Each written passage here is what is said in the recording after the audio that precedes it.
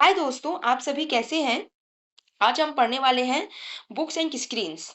इसके पहले मैं आपको ये बता देती हूँ कि ये जो रीडिंग है ये हम क्यों कर रहे हैं। क्योंकि बैंकिंग एग्जाम्स में या कोई भी एग्जाम्स हो जिसमें इंग्लिश आती है, चाहे कैट का हो गया, एसएससी हो गया, मोस्टली एस्पिरेंट्स क्या करते हैं, बस इंग्लिश में जो लिखा है उसको पढ़ लेते हैं, उसके मीनिंग को समझते ही नहीं है। उसके मीनिंग को आपको काफ़ी डीप में समझना है। अगर आपको अपनी इंग्लिश सच में इम्प्रूव करनी है तो अभी से, आज से, अगर आपने अभी तक नहीं किया तो अभी से, आज से आपको ये मेक श्योर करना है कि आप जो भी पढ़ रहे हैं, आप उसका एकदम सही-सही मीनिंग समझें, काफ़ी अच्छे से समझें एंड ऐसा समझें कि उस पे बेस्ड अगर कोई आपको 10 क्वेश्चन भी पूछ ले, तो आप उसका आंसर उसे बिना पढ़े दे सकें। अब आप बोलेंगे ये कैसे पॉसिबल है? क्या अगर आप हिंदी में कोई कहानी पढ़ते हैं या कुछ भी पढ़ते हैं तो क्या आप उसका आंसर कर सकते हैं बिना वापस पढ़े? तो आप सभी बोलेंगे हाँ, कर सकते हैं। तो आपको ऐसा ही इंग्लिश में भी करना है क्योंकि एट लास्ट अंडरस्टैंडिंग सबसे इम्पोर्टेंट है। अगर आपको पढ़ के समझ में आ रहा है तो आप पैराजम्बल को फट से बना देंगे, चाहे क्लोज़ टेस्ट हो, चाहे ग्रामर बेस्ड हो, कुछ भी हो। अगर आपको पढ़ के समझ में आता है उसका हिंदी अच्छे से एंड तो आप उसको आराम से सॉल्व कर सकते हैं। इसके अलावा जो ग्रामर बेस्ड क्वेश्चंस आते हैं इंग्लिश में, उसके लिए आपको बेसिक ग्रामर आनी चाहिए। लेकिन रीडिंग जो है, अंडरस्टैंडिंग, ये सबसे मोस्ट इम्पोर्टेंट पार्ट है। इससे आप ज़्यादा से ज़्यादा स्कोर कर सकते हैं क्योंकि मेंस में 2-3 आरसी आ जाती है, पैरासिम्पल आ जाता है, क्लोज़ टेस्ट आ जाता है, सब कुछ रीडिंग बेस्ड है। तो आपको क्या करना है, आप दिन भर में 2 लाइन भी अगर पढ़ रहे हैं, लेकिन उस 2 लाइन, ऐसी वो लाइन थी जो आपको पहले समझ में नहीं आ रही थी, लेकिन अब वो आपको समझ में आ रही है, तो इसका मतलब कि आप सही डायरेक्शन में जा रहे हैं।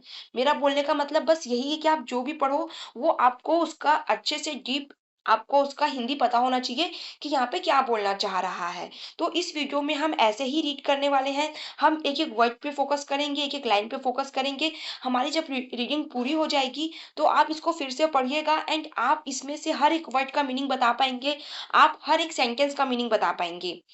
आप लास्ट में चेक ज़रूर करिएगा। एक बार हमारे रीडिंग करने के बाद आप एक बार फिर से खुद से रीड करिए। और अगर आप एक-एक वर्ड का और एक-एक लाइन का मीनिंग बता पा रहे हैं, तो इसका मतलब आपकी इंग्लिश बहुत जल्दी बहुत अच्छे मार्क्स आने वाले हैं एंड बहुत ही जल्दी इम्प्रूव होगी। क्योंकि मोस्ट ऑफ द एस्पिरेंट्स ऐसा नहीं करते हैं, वो बस एक फॉर्मेलिटी के लिए रीड कर लेते हैं। वो क्या करते हैं, क्वांट्स में एंड रीज़निंग में तो उसका आंसर चेक करते हैं। जब आप क्वांट्स बनाते हो, रीज़निंग बनाते हो, तो लास्ट में आप अपना आंसर चेक करते हो ना, कि आपने जो बनाया वो सही बनाया कि नहीं बनाया। अगर आप अपना आंसर ही चेक ना करो, तो क्या आपको क्वांट्स और रीजनिंग में इम्प्रूवमेंट मिलेगी? नहीं मिलेगी। वैसे ही आपको इंग्लिश में भी एक-एक लाइन पढ़ के आपको चेक करना है कि आपने जो समझा वो सही समझा कि नहीं समझा। तभी आपको यहाँ पे भी इम्प्रूवमेंट मिलेगी। सो चलिए स्टार्ट करते हैं रीड करना। Books and screens.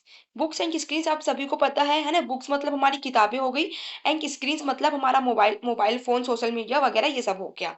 Your inability to focus isn't a failing, it's a design problem and the answer is not getting rid of our screen time. पहले लाइन में बोल रहा है कि आपकी जो इनएबिलिटी है, इनएबिलिटी मतलब किसी काम को करने में असक्षम होना, किसी काम को ना कर पाना। एबिलिटी मतलब होता है, जैसे मेरी एबिलिटी है कि मैं मैथ्स अच्छा पढ़ता हूँ, तो जो काम को आप कर सकते हो वो आपकी एबिलिटी है और जो काम को आप नहीं कर सकते वो आपकी इनएबिलिटी है। तो यहाँ पे बोल रहा है कि जो आप फोकस नहीं कर पाते हैं, वो आपके लिए फेलियर नहीं है, क्योंकि जो सिस्टम है उसको ऐसा डिज़ाइन किया गया है जो कि इसमें आपकी गलती है ही नहीं। ये आपको जो सिस्टम है इसको ऐसा डिज़ाइन किया गया है कि इसमें आप फ़ोकस कर ही नहीं सकते। है ना? इट्स अ डिज़ाइन प्रॉब्लम, इसकी जो डिज़ाइनिंग है वो ऐसी है कि इस पे आप फ़ोकस कर ही नहीं सकते। अब इसमें क्या बोलना चाह रहा है, फॉर एग्ज़ाम्पल मान लीजिए आपने अपने फ़ोन पे कोई क्लास स्टार्ट की, क्वांट्स की, रीज़निंग की, इंग्लिश की, किसी की भी, एंड अचानक से आपको कोई नोटिफ़िकेशन आ गया आपके फ्रेंड के मैसेज का या किसी का भी, तो आपने क्या किया, उस पे स्विच कर दिया। तो यहाँ पे ये बोलना चाह रहा है कि इसमें आपकी गलती नहीं है। इसको डिज़ाइन ही ऐसा किया गया है कि आप ज़्यादा फ़ोकस कर ही नहीं सकते। जो नोटिफ़िकेशंस वग़ैरह आते हैं, उस पे हर किसी का ध्यान जाता है। तो ये बहुत ही नॉर्मल चीज़ है।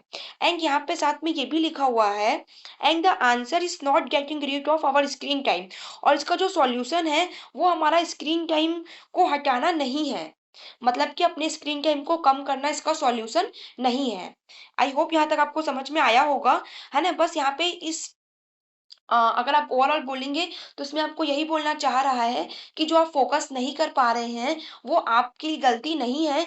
जो हमारा मोबाइल फ़ोन है, जो भी स्क्रीन्स हैं, उनको ऐसा डिज़ाइन किया गया है क्योंकि इसमें इतने नोटिफ़िकेशंस वग़ैरह आते हैं कि आपका फ़ोकस अपने आप ही हट जाता है ना? जैसे कि आपके पेरेंट्स आपको बोलते हैं कि आप ध्यान दे के पढ़ो, लेकिन अगर आपके पेरेंट्स भी मान लीजिए, है ना? अब वो पढ़ाई नहीं करते, लेकिन मान लीजिए अगर वो ऑफ़िस वर्क या कुछ वो भी करते हैं एंड उनको भी अगर नोटिफ़िकेशंस वग़ैरह आते हैं उनके फ्रेंड्स के, तो वो उनका भी फ़ोकस हटेगा। हर किसी का फ़ोकस हटेगा, चाहे वो कोई भी क्यों ना हो, क्योंकि इसको इसका जो डिज़ाइन सिस्टम है वो वैसा है। आगे पढ़ते हैं। Everyone is panicking everyone is panicking about the death of reading. यहाँ पे क्या बोल रहा है? पैनिकिंग मतलब घबराना। यहाँ पे बोल रहा है हर कोई इतना परेशान है और इतना पैनिक कर रहा है, इतना घबरा रहा है कि डेथ हो चुकी है रीडिंग की, मतलब कि रीडिंग डेथ हो चुकी है, मतलब वो चीज़ पूरा खत्म हो चुका है, रीडिंग पूरी खत्म हो चुकी है। The statistics look damning. यहाँ पे बोल रहा है स्टैट्स मतलब होता है जो आपका डेटा होता है ना कि कब क्या-क्या चल रहा है, वो इतना डैमनिंग है, मतलब इतना सीरियस और इतना इतना नेगेटिव आया है। The share of Americans who read for pleasure on an average day has fallen by more than 40% over the past 20 years, according to research published in iScience this year. यहाँ पे बोला जा रहा है कि जो स्टेट्स है, जो डेटा है, जिसमें पता चलता है कि कब कौन से साल में कितनी रीडिंग की जा रही थी, रीडिंग कितना परसेंट बढ़ रही है, कितनी परसेंट घट रही है, तो वो जो डेटा है वो इतना डैमनिंग है, मतलब इतना नेगेटिव है, इतना खराब है कि जो जो अमेरिकन्स हैं, जो रीड करते थे प्लेज़र के लिए, मतलब एन्जॉयमेंट के लिए, वो 40% गिर गया है। मतलब पहले अगर मान लो पूरे 100 लोग रीड करते थे, तो अब सिर्फ़ 60 लोग रीड करेंगे, सिर्फ़ 60, क्योंकि 40% वो क्या है, गिर चुका है लास्ट 20 ईयर्स में, मतलब पिछले 20 सालों में 40% लोगों ने रीड करना बंद कर दिया है। कहाँ? अमेरिका में, जहाँ एक टाइम पे सॉरी, जहाँ एक टाइम पे रीड करना उनके लिए प्लेज़र होता था, मतलब उनके लिए एन्जॉयमेंट होता था। और ये किसने पब्लिश किया है? ये पब्लिश किया है आई साइंस ने दिस ईयर, मतलब कि इस साल। आगे पढ़ते हैं। The OECD calls a 2022 decline in educational outcomes unprecedented across developed Nations.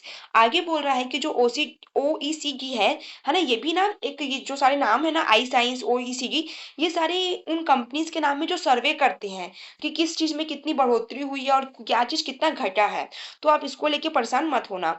तो जो ओईसीडी है, कॉल्स कॉल्स मतलब उसने क्या किया, बोला है किसको, 2022 को, जो ओईसीडी कंपनी है इसने बोला है कि जो 2022 है उसमें डिक्लाइन हुआ है। डिक्लाइन मतलब गिरा है।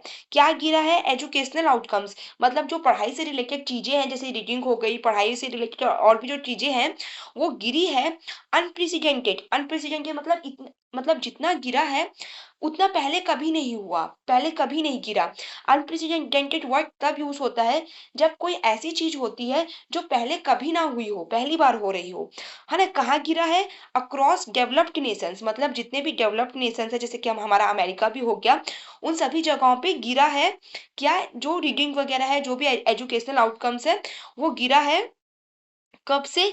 2022 से 2022 से, ये बोलना चाह रहा है। आगे पढ़ते हैं। In the OECD latest adult skill survey, Denmark and Finland were the only participating countries where average literacy proficiency improved over the past decade. अब यहाँ पे देखो, यहाँ पे क्या बोल रहा है कि जो ओईसीडी का जो लेटेस्ट एडल्ट स्किल्स का जो सर्वे हुआ, उसमें ये बोला जा रहा है कि जो डेनमार्क और जो फिनलैंड है, सिर्फ यही ऐसी कंट्रीज हैं जहाँ पे जो लिटरेसी है ना? जो रीडिंग है, वो इम्प्रूव हुई है। अभी तक क्या बोल रहा था कि जो डेवलप्ड नेशंस हैं, अमेरिका में रीडिंग गिरी है ना? यहाँ ये हो रहा है, मतलब हर जगह सब कुछ काफ़ी नेगेटिव था। लेकिन जो ये वाली लाइन है, यहाँ पे कुछ पॉजिटिव आया कि जो डेनमार्क है और जो फिनलैंड है, सिर्फ यही ऐसी पार्टिसिपेटिंग कंट्रीज है जहाँ पे जो लिटरेसी है वो क्या हुई है, इम्प्रूव हुई है, मतलब जो पिछले 10 सालों में थी उससे और बेहतर हुई है। देखो लिखा है improved over the past decade, मतलब पिछले जो 10 सालों में थी और जो अभी के 10 सालों में है, उससे बहुत अच्छी इम्प्रूव हुई है। कहाँ कहाँ इम्प्रूव हुई है? डेनमार्क एंड फिनलैंड में। Your nephew speaks in TikTok references. आगे क्या बोला जा रहा है? आगे मतलब मतलब फिर से एक ताना टाइप का मारा जा रहा है कि नेफ्यू नेफ्यू मतलब जो आपके नेफ्यू नीस होते हैं ना, मतलब बच्चों के बारे में बात की जा रही है कि जो काफी कम एज के होते हैं वो किसकी भाषा बोलने लगे हैं, टिकटॉक की भाषा बोलने लगे हैं। मतलब कि टिकटॉक जो ये सारे सोशल साइट्स हो गए, इसका इतना ज्यादा इन्फ्लुएंस आया है कि जो नेफ्यू है, नेफ्यू को यहाँ पे सारे बच्चों के बारे में बोलना चाह रहा है कि वो सारे टिकटॉक की भाषा बोलने लगे हैं। मतलब कि उस पे वीडियोस बनाते हैं या उसमें कोई डायलॉग फनी दिखाता है तो बच्चे उसको रिपीट करते हैं, उसमें जो गाने ट्रेंडिंग होते हैं उसमें डांस कर करके दिखाते हैं। तो यहाँ पे उसको बोल रहा है कि उसकी भाषा बोलने लगे हैं टिकटॉक की। Democracy itself apparently hangs by the thread of our collective attention span। यहाँ पे बोल रहा है कि जो हमारी डेमोक्रेसी है, डेमोक्रेसी मतलब जो हमारी यूनिटी है, itself मतलब कि वो खुद, apparently मतलब दिख रहा है ना, जो डेमोक्रेसी है वो खुद दिख रही है। हैंग्स मतलब लटकी हुई, बाय द थ्रेड, किसमें लटकी हुई, थ्रेड में, धागे में, कैसे, of our collective attention span, जो हमारा जो हमारा स्पेन है, मतलब कि जो हम सुनते हैं, सोचते हैं, देखते हैं, जो हमारा फोकस करने का समय है वो इतना घट गया है, इतना घट गया है कि इसके कारण जो हमारी डेमोक्रेसी है वो भी एक धागे में लटक रही है, मतलब कभी भी खत्म हो सकती है। ओवरऑल इस सेंटेंस में क्या बोलना चाह रहा है कि आजकल क्या हो गया है, जैसे कि यूट्यूब पे भी आप देखना, फॉर एग्जाम्पल मान लो आपको रसगुल्ला बनाना है, तो मोस्टली जो अभी के जो यंगस्टर्स हैं वो क्या करते हैं, वो ये ट्राई करते हैं कि वो वीडियो कोई शॉर्ट्स की मिल जाए और वो शॉर्ट्स को देख के बनाना ज्यादा रिफर करते हैं एज कम्पेयर टू जो वीडियोस 13 से 14 मिनट्स के होते हैं। तो यहाँ पे ये बोलना चाह रहा है कि लोगों का फोकस इतना कम हो गया है कि जो लंबी लंबी वीडियोस होती है उसको वो देख ही नहीं पा रहे हैं, जो छोटी वीडियोस होती है सिर्फ उस पे फोकस कर रहे हैं। तो जो हमारी डेमोक्रेसी है जिसमें बड़े बड़े डिबेट्स वगैरह होते हैं, है ना, हाँ, हमारे उसको लेकर कि हमारे मतलब कि क्या होना चाहिए आगे, या कौन गलत या कौन सही कर रहे हैं, कौन से पीएम को लेकर, है ना, जो उन्होंने काम किया। तो जो डिबेट्स वगैरह होती है, जितने भी काम होते हैं, वो सब कैसे होंगे। इसलिए जो हमारी डेमोक्रेसी है वो क्या हो गई है, काफी डेंजर पे है। This narrative has a seductive simplicity, screens are destroying civilisation. This narrative has a seductive simplicity, यहाँ पे क्या बोल रहा है कि जो ये कहानी है इसमें क्या है, काफी ज्यादा सेडक्टिव, मतलब कि काफी ज्यादा ये अट्रैक्टिव है, काफी अट्रैक्टिव है सिंपल वे में। ये जो ऊपर की पूरी कहानी है ये काफी ज्यादा अट्रैक्टिव है अपनी सिंप्लिसिटी में, अपनी सादगी में। स्क्रीन आर डिस्ट्रॉइंग सिविलाइजेशन, और बोला जा रहा है, और जो स्क्रीन्स है वो क्या कर रही है, खत्म कर रही है हमारे सिविलाइजेशन को। सिविलाइजेशन मतलब कि जो हमारा रहने का, काम करने का जो सब तरीका होता है, जहां हम रहते हैं उसको बोलते हैं सिविलाइजेशन। तो जो स्क्रीन है वो सब क्या कर रही है, हमारी सब चीजों को डिस्ट्रॉय कर रही है। Children can no longer think, और जो बच्चे हैं वो ज्यादा सोच ही नहीं पा रहे हैं। अब उनका पूरा का पूरा फोकस फोन पे है, वो फोन चला रहे हैं, तो वो कुछ सोच ही नहीं पा रहे हैं, उनके पास सोचने का टाइम ही नहीं बच रहा है।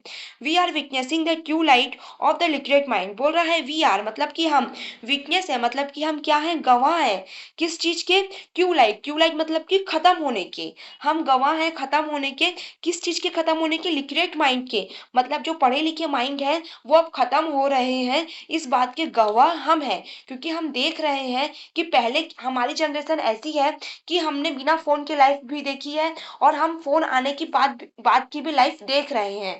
इसलिए यहाँ पे क्या बोला जा रहा है कि हम वीकनेस है, हम गवाह हैं कि कैसे जो लिटरेट माइंड है, जो पढ़ा लिखा माइंड है, वो कैसे ट्यूबलाइट होता जा रहा है, ट्यूबलाइट मतलब कैसे खत्म होता जा रहा है। A recent Substack essay by James Marriott proclaimed the arrival of a post-literate society and invited us to accept this as a fate accompli। यहाँ पे बोला जा रहा है कि एक रिसेंट ऐसे, सबस्टेक क्या होता है, जहाँ पे ना सारे जो राइटर्स होते हैं ना वो ऐसे लिखते हैं, उसको सबस्टेक बोलते हैं। तो बोल रहा है एक रिसेंट जो सबस्टेक में ऐसे लिखा गया, किनके द्वारा, जेम्स मैरियोट के द्वारा, वो ये प्रोक्लेम करता है, वो ये मानता है कि आ चुका है, अराइवल मतलब कि आ चुका है, क्या आ चुका है, post literate society. Post literate society मतलब एक ऐसी सोसाइटी जहां पे पढ़ाई लिखाई कुछ भी नहीं है, जहां पे लिटरेसी नाम की चीज खत्म हो चुकी है, या जहां पे लिटरेसी नाम की कोई भी चीज नहीं है। एंड इनवाइटेड अस, और वो हमें बुला रहा है, इनवाइट कर रहा है कि टू एक्सेप्ट, कि हम भी एक्सेप्ट कर लें, to accept this as a fact accompli, बोल रहा है कि हम भी एक्सेप्ट कर लें कि जो ये सारी चीजें हैं ये पहले से हो चुकी है, मतलब कि लिटरेसी वगैरह सब जा चुकी है, इसको अब हम भी एक्सेप्ट कर लें। आगे क्या लिखा है, द डायग्नोसिस इज फैमिलियर, बोल रहा है जो इसके लक्षण है ये काफी फैमिलियर है। Technology has fundamentally degraded our capacity for sustain thought, बोल रहा है कि जो टेक्नोलॉजी है इसने क्या कर दिया है, हमारी सोचने की शक्ति को डिग्रेड कर दिया है, कमजोर कर दिया है, खत्म कर दिया है। There's nothing to be done except write elegiac essays from a comfortable distance, बोल रहा है जो टेक्नोलॉजी है उसने हमारी ये हालत बना दी है कि हम सिर्फ दूर बैठे दुख भरे ऐसे वगैरह लिख सकते हैं। इसके अलावा हमारी जो सोचने समझने की शक्ति है वो पूरी की पूरी जा चुकी है ना। इसका मतलब ये ऐसा सब क्यों बोल रहा है, क्योंकि जो स्क्रीन टाइमिंग वगैरह होता है उस पे लोगों का फोकस इतना ज्यादा बढ़ गया है। जैसे कि फॉर एग्जांपल मान लो आपके पास 2 दिन के लिए आपका फोन नहीं है एंड आपको बोरियत लग रही है, तो उसमें आप अपना काफी सारा टैलेंट आप फाइंड कर लोगे। आप हो सकता है कुछ लिखना चालू कर दो, अपनी राइटिंग इंप्रूव करना चालू कर दो, दोनों हाथ से लिखने का ट्राई करो, आप कुछ ना कुछ करोगे, क्योंकि जो बोरियत होती है ना वो कुछ ना कुछ आपके टैलेंट को सामने लेकर आती है। लेकिन जो स्क्रीन टाइम है इसमें लोगों का सुबह से शाम ऐसे निकल रहा है कि इसमें उनके पास सोचने का टाइम ही नहीं बच रहा है, जिसके कारण यहाँ पे बोला जा रहा है कि लोग अब अगर हम अब अगर हम कुछ कर सकते हैं तो सिर्फ दूर बैठे बैठे दुख से भरा हुआ ऐसे ही लिख सकते हैं। दुख से भरा हुआ क्यों, क्योंकि हम अपना सारा टैलेंट तो खत्म कर दे रहे हैं।